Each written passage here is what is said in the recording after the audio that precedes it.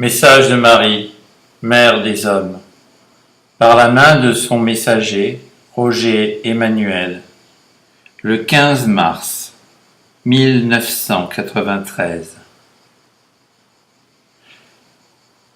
Relisez les psaumes 127. Si l'Éternel ne bâtit la maison, ceux qui la bâtissent travaillent en vain. Et 27. Le Seigneur est ma lumière et mon salut.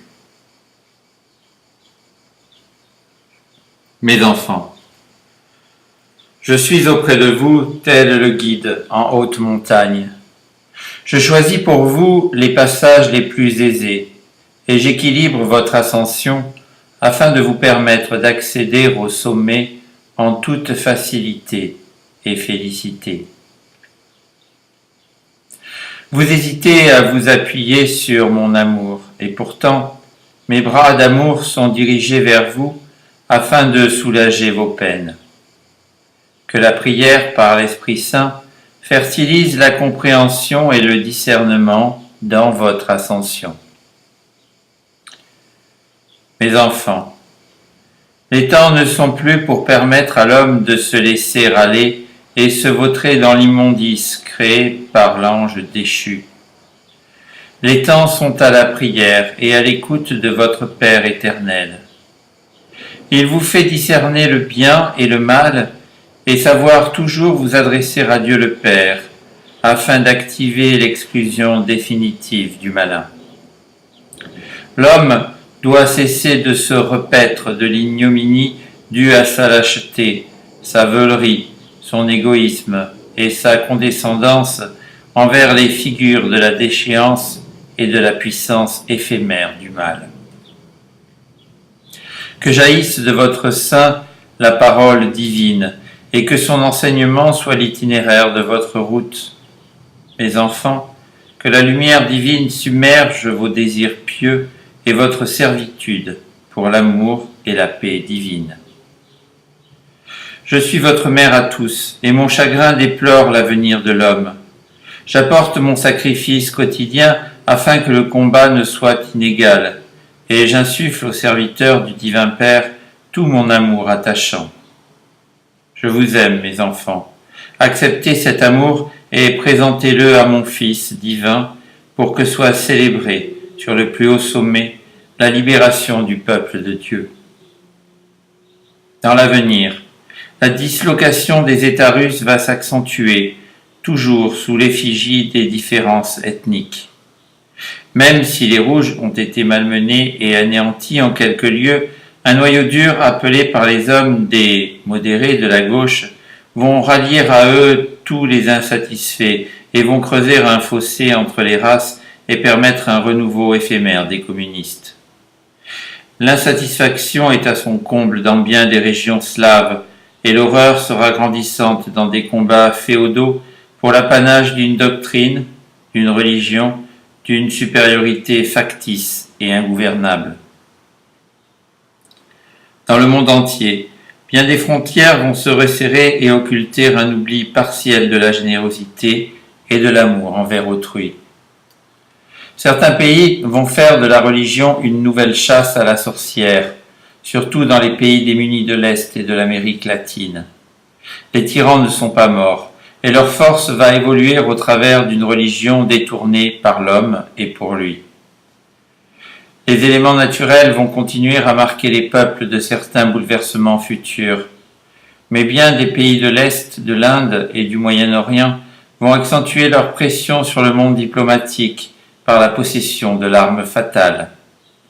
La diplomatie de l'homme est vile et incompatible avec les desseins de Dieu le Père. Dans ce monde, un essor impressionnant va se propager au niveau des sous-croyances idolâtrices et de groupements pseudo-confessionnels de l'amour et de la liberté des hommes.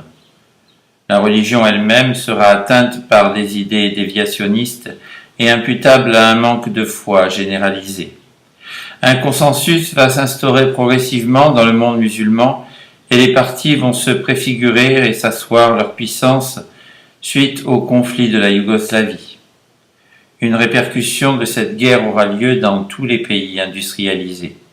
Les hommes ressentiront un goût d'amertume à leur inertie. Mais Dieu le Père veille en chaque point de ce monde et demande de l'union par la prière et le recueillement de ceux qui ont foi et attendent le renouveau par l'amour et la paix.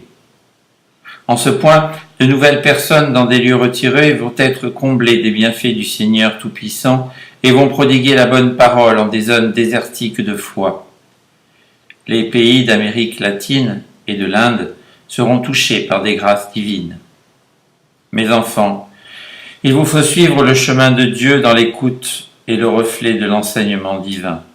Les saints sont unis dans la prière éternelle afin de soulager et de diriger tous ceux qui se tournent et ceux qui font appel vers le Dieu des hommes. Ne vous laissez point attirer par les artifices de la vie et de la bonne parole terrestre. Le malin est insidieux et pénètre toutes choses. Seule la prière est votre salut. Que le ministère terrestre de Dieu soit aussi votre lieu de sacrifice et prière. Plongez-vous dans la connaissance de l'attirance divine et jonchez votre chemin de pétales de rose, afin de parfumer votre esprit à l'insondable amour de Dieu dans sa volupté et félicité qui est éternelle et incommensurable. Préparez-vous à un monde qui va intensifier son agressivité, son égoïsme, son désintéressement et sa cécité à autrui, et donc à Dieu.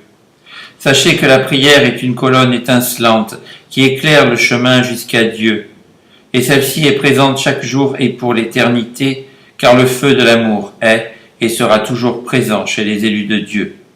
Et celle-ci va s'intensifier dans les temps froids qui vont survenir. Cette colonne de luminosité sera éclatée en une suave chaleur afin de permettre aux enfants de Dieu de poursuivre et d'accroître l'enseignement de la foi en Dieu le Père. Mes enfants, venez à mes pieds, venez sous ma protection, pour que notre Père Tout-Puissant à tous vienne absoudre par son Fils toute la cruauté de l'homme et pardonner tous ceux qui en feront la demande. Le monde ne comprend pas et pourtant il prend la voie de la mort éternelle. Dieu seul ramènera son peuple sur la vraie voie de l'amour et de la paix, que l'homme est aveugle et ingrat de la douceur de la colombe. Mes enfants, je vous aime et j'accompagne vos pas dans l'immensité du désarroi terrestre, mais sur le chemin jonché de fleurs qui vous conduit à Dieu le Père. Mes enfants, priez, priez, priez, car le monde implose et il ne le sait pas. Soyez nourris et abreuvés du sacrifice divin pour l'éternité de ce monde. C'était le message de Marie, Mère des hommes, par la main de son messager Roger Emmanuel, le 15 mars 1993.